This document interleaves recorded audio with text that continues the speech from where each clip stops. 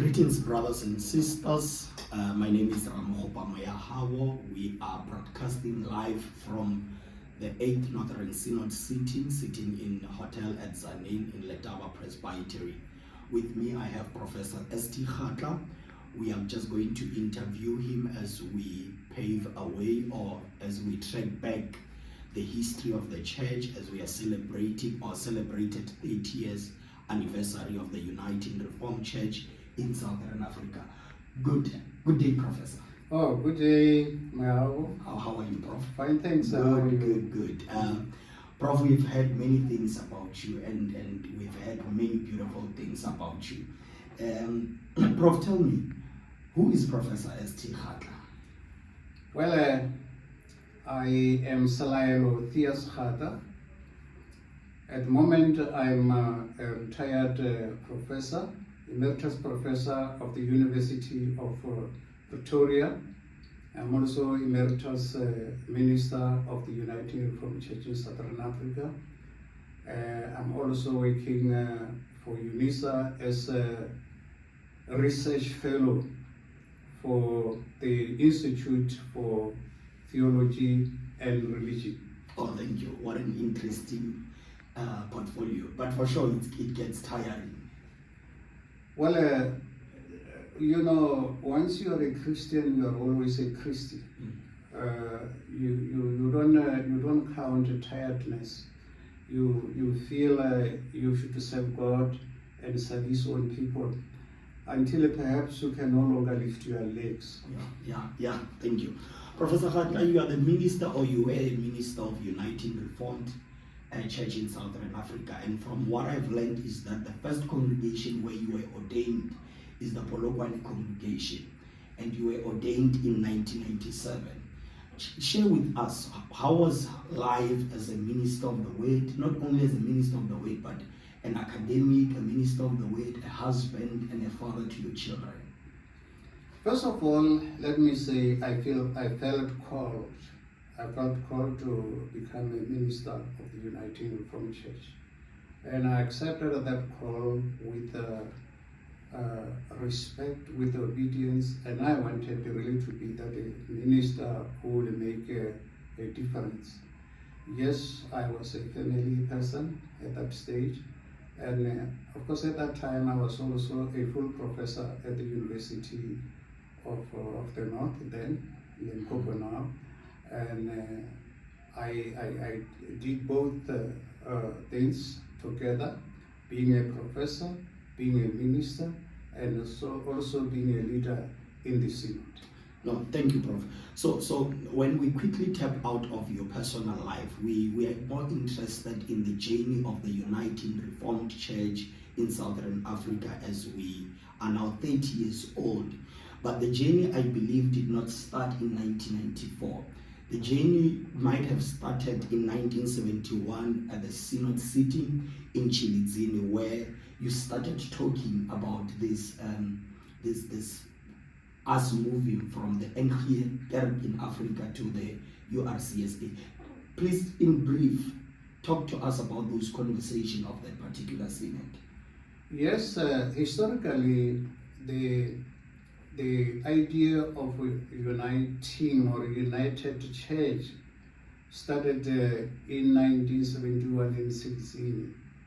Then the church was led mainly by missionaries and so on, but they did talk about unity in 1971.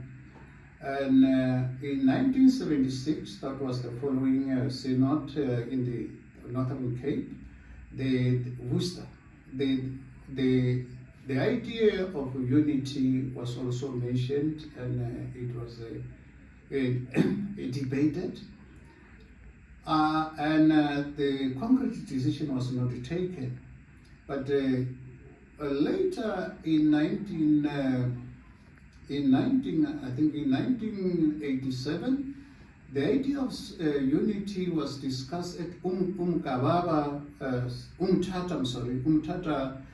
Synod, and there it was where the Dutch Reformed Church in Africa, the dynamic group, I'll call them dynamic group, under the leadership of Booty, they took a decision that surely, as long that we've been talking about the unity of the church, now we are going to do it. And then the Sentenkerk, which we call the Mission Church of Dutch Reformed Church, the colored church, had already taken a stand also that they are going for unity. Now at the UMTATA Synod of 1987, that the formal decision was taken that in 1990 we should unite. All right, Prof, quickly, we might be running out of time. Now, you went to the 1991 Synod in Cape Town, and when we had a conversation earlier, you said the Synod then did not take place, and simply because other delegates were not recognized. But let's take note of that. Then you went to the 1991 Synod again in Hatfield in Pretoria, and then what then took place? The Synod of 1991 at Hatfield in Pretoria was to correct what the mistakes which were discovered at the first Synod, proposed first Synod. Now, 1991 it was corrected. The main stumbling block of that unity was Dutch Reformed Church in Africa church order, because the church order was saying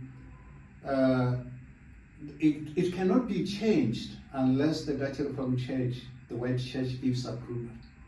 And we had to take that decision that we are going to do it. We are going to do it whether the Dutch Reformed Church agrees or not.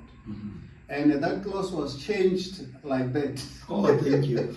So then it made it possible for you to then move to the 1994 Synod, which it was now held in Cape Town. In Belhar. In Belhar. Yes. Now the 1994 Synod gave birth to the Uniting Reformed Church. That's right. In Southern Africa. And you elected the members of the Moderamen. And then who did you elect as the moderator? Well, the moderator was the colored minister. I just forgotten his name. But the actuaries was James Bass. The assessor was Booty, Sam Booty, and there were 4 leaders who were elected at that synod. Okay. Then we moved to the 1999 synod, which you were then elected as the regional synod assessor. That synod was held in? That synod was held in Mamelodi. Okay. It was held in Mamelodi in 1999, and Dr. Maluleke was elected as moderator as the of the synod. Then we moved to the synod of 2003 of the regional synod. And also it's a historical synod for you, because you were then elected as the moderator of the regional synod. Do you perhaps think of any issues that might have troubled or rather excited the synod? Well, I think what made the synod to have faith in me and motivated for that matter was what I was achieving through the grace of God in the congregation. They saw how I changed the congregation, Polokwane congregation, financially, administratively, and so on. And they just overwhelmingly said, "Now this one must be our leader." Oh, okay. No, beautiful. Then from there, the synod of 2005, but this one now is the general synod. You were then elected as the moderator of the general synod. The same motivation was there. I remember when we arrived in Pietermaritzburg for that synod in 2005. Our synod, the Northern Synod, just said that our candidate is one, and that is Kgatla. When we arrived there in Pietermaritzburg, I was, surprised that nearly all the synods were saying Professor Kgatla must be our moderator because what he's doing in Polokwane, was he capable of doing, and his vision too. They mentioned that. So it's more of God chose you for this. You were appointed by the hand of God. Now, Prof, we then move to the most exciting synod, and I believe it's the General Synod sitting of 2008 in Hammanskraal. And I'm saying it's exciting because that's when the issue of homosexuality then was raised. And one would try to understand what was then the mood of the Synod, because from 2008 to date, a lot has changed. But homosexuality then might have been a very sensitive topic. What was the mood of the Synod? In fact, the question of homosexuality started in 2005 in Pietermaritzburg, and the Synod took that decision, and they appointed Dr. Alan Busak a commission to compile a report, to make a study. And in 2008, that the report was presented. But still, the Synod was not ready, but we had a very comprehensive report from Dr. Busak about homosexuality. The report was then entertained by the meeting? Yes, there was entertained by the meeting, but unfortunately, we had people who really just went against the recommendations of the report. Yeah, we'll tap into that in our next interview. But Prof, then let's quickly go back to the Mokopane Synod of 2010, where you were still the moderator of the regional synod. What event took place? You know, in 2005, in Pietermaritzburg, the Synod, the General Synod said we must have common set of rules. We must have the same stipulation for all 7 regional synods. And they elected a committee which went through all the recommendations.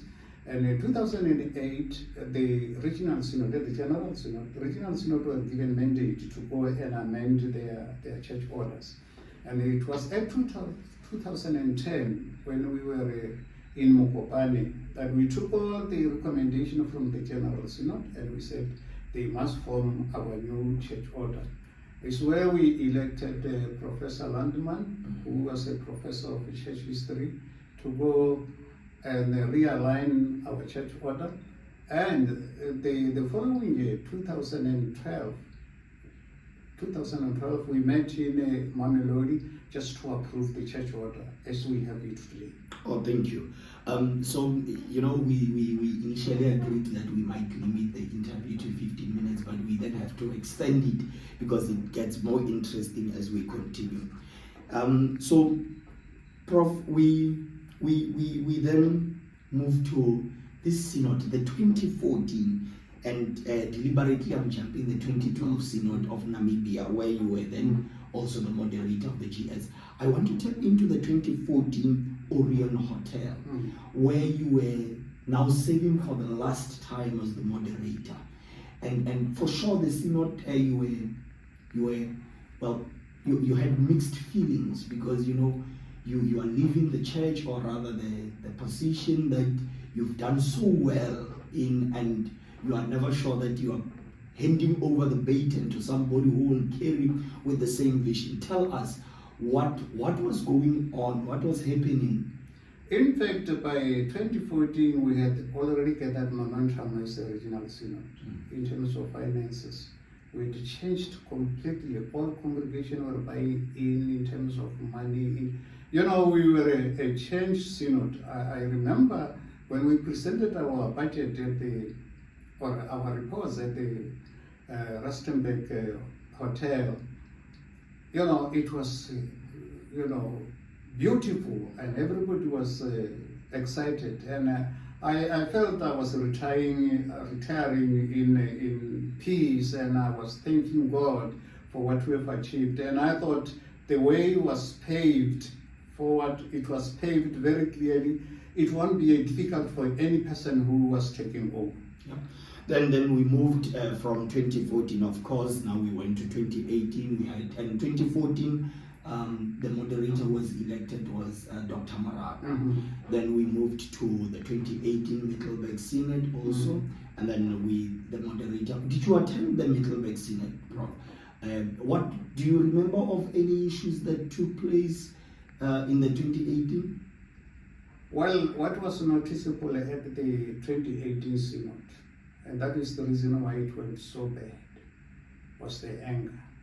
The level of anger was very high. I think, especially from the leadership, they were very, very much angry. And things were done, I think, under hammer. It was a matter of, crushing those who were, who were perceived as troublemakers. And those where things really went out of the way because of anger. Mm-hmm. It was visible. But then the synod then concluded, elected the Madaramen, and I think all of us, we are aware of the developments thereafter, and we are sitting today, Prof, at the 8th Regional Synod of the North, where the developments are that on the 20th of April, because of the technicalities, the Madaramen was elected based on the decision of the court to say there must be mediation, and part of the decision was that the mediation therefore should not be challenged. The results of the mediation should not be challenged, and that's why the leadership of the Northern Synod therefore brought us to this synod for reporting purposes and to amend church order, and rather perhaps say policy making synod sitting. And we've seen the mood of the sitting. It's beautiful, from the date of registration, from checking in people. People are just excited, and this gives us hope that the church is still going somewhere. And Prof, as we conclude, and before you really extend well wishes to the Synod of the North, Prof, you've done so well in the church, especially your local congregations, and one noticeable thing that people will talk about is you managed together with the church council to raise funds of building the church complex in Selaelo. And Prof, to us is that there's a lot that you still need to share with congregations so that we are able to develop ourselves.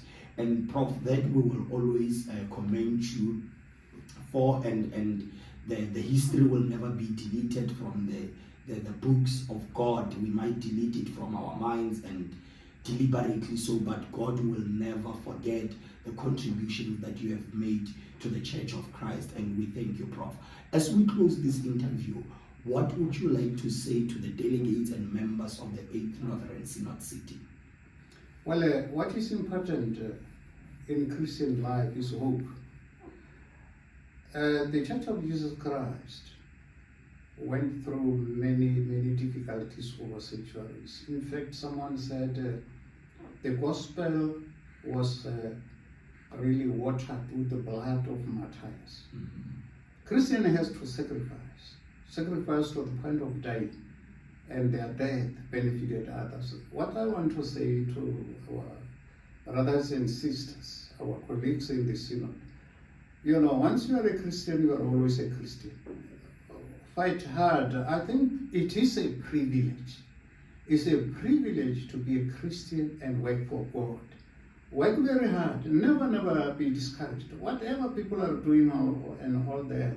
But remember, the Lord of the church has got a mission with his church. And you may be an instrument to realize that mission of God. Thank you, Professor. Thank you very much. It's always a pleasure having you. May the good Lord bless you, and in your days of retirement, take care of yourself, exercise, drink enough water, and eat a lot of greens. Thank you. Thank you very much.